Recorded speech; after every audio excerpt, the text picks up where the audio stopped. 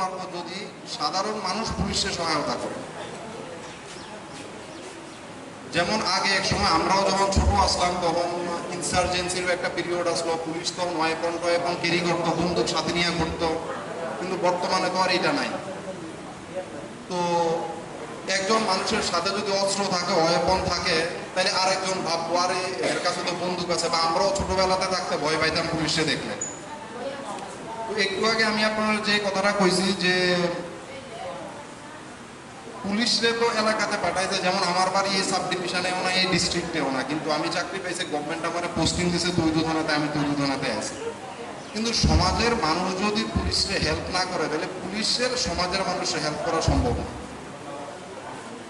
তো এই কারণেই একটা সময় দেখা গেছে যে পুলিশ বন্দুক ক্যারি করে, বা অনেকে ভাবে যে আচ্ছা পুলিশের কাছে গেলিনি আমি আবার আর একটা ভেজালে ফিরে যাই গা।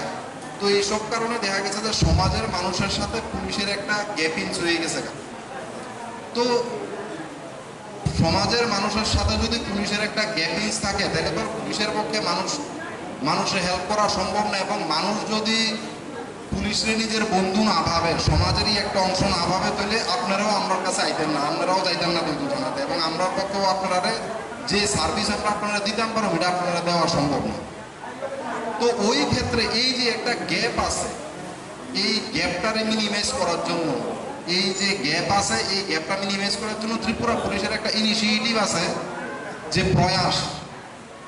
প্রয়াসটা হয়েছে কি এছাড়া কমিউনিটি পুলিশিং, মানে কমিউনিটির মানুষের সাথে পুলিশের যাতে আরো পরিচয় বাড়ে, কমিউনিটির মানুষ, সমাজের মানুষ যাতে পুলিশের নিজের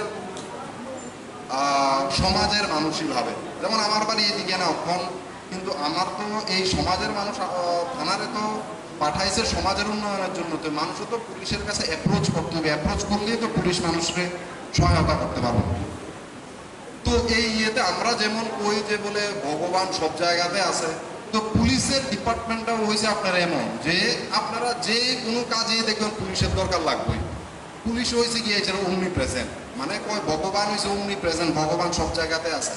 তো পুলিশের সিচুয়েশনে কিন্তু সেম, পুলিশও আপনার যে কোনো কাজে দেখবেন পুলিশ লাগবে। মনে করেন রাস্তাতে গাছ পড়ছে দেখবেন পুলিশ গিয়ে দাঁড়ায় রয়েছে, যাওয়ানোর কথা ফরেস্টার আগে পুলিশ যায়। দেখবেন কোথাও আপনার ইয়ে হয়েছে জলের সমস্যা, দেখবেন পুলিশ যায় আগে, আসার কথা DWS এর, কারণ ল অ্যান্ড অর্ডার একটা জিনিস আছে যেটার দায়িত্ব পুলিশের।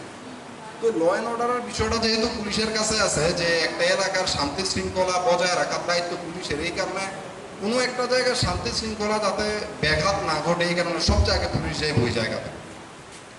তো আজকে আমরা একটা স্পেশালাইজ ব্যানার নিয়ে আইছি আপনারা অ্যাওয়্যার করার জন্য। অ্যাকচুয়ালি প্রোগ্রামটাই হয়েছে অ্যাওয়ারনেস প্রোগ্রাম, যেহেতু আপনারা সমাজের গানি গুণী মানুষরা এখানে আছেন, আপনারা